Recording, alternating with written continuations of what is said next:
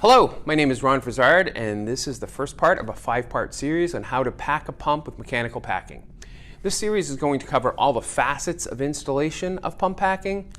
We're going to break them down into small, manageable steps. First one we're going to cover is common failure modes of pump packing. After that, we're going to talk about how to measure and inspect the stuffing box that we're actually going to put the packing into. Next, we're going to talk about lantern ring basics, how the lantern ring works and issues like that.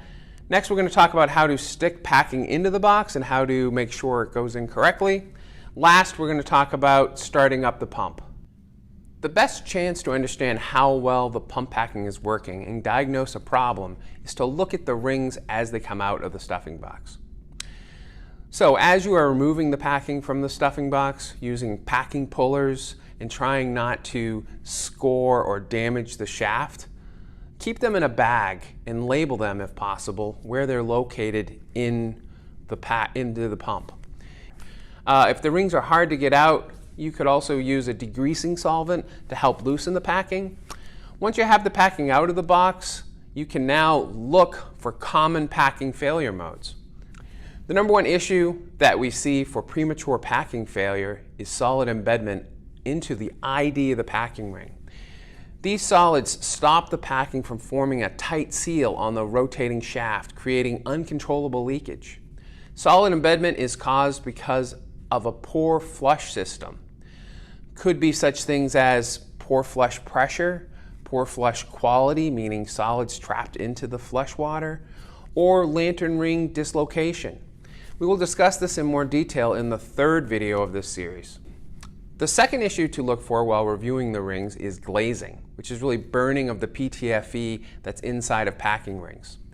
PTFE is a polymer that has a high thermal growth rate and a transition temperature at about 500 degrees F. That takes something from soft to very hard. This can be done very easily when you over-tighten PTFE, where the heat from the shaft can actually cause the packing to grow and create like a runaway train situation where we can get up to the 260 C or 500 degrees F temperature limit. Signs of glazing are rings that come out of the stuffing box hard and stiff. Also, there's a distinct smell of burnt plastic. Also, you might see shaft wear or actually shaft damage. The best remedy to solve this problem is to change the fiber to either a carbon graphite that can't glaze or a glaze-resistant fiber like Nomex. The third most common failure mode is the wrong packing was selected for that application. This could be either the wrong size packing or one that can't handle the parameters of that equipment. For example, the temperature range, the pH range, or the speed range. We'll talk more about the sizing issue in the next video, but let's talk about if it was out of range by such things as chemical attack. If that's the case, it leaves the packing brittle and mushy. If it's over its temperature range and shaft speed, it will really show signs of fiber fracturing and burning. And if any of these are seen, you really should review the technical limits of the packing selected with all the chemicals and that the packing will come into contact with, including cleaning materials. Hey, the last issue to look for is related to the pump clearances. Packing is trying to create a tight seal in the stuffing box, and excessive clearances can lower the sealing load, resulting in leakage and constant adjustments. The telltale sign is extrusion of the packing rings.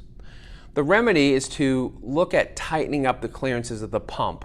This could include new bearings or a new gland if needed. Use an anti-extrusion ring at the bottom of the box or at the top of the box that has a stronger yarn could also help.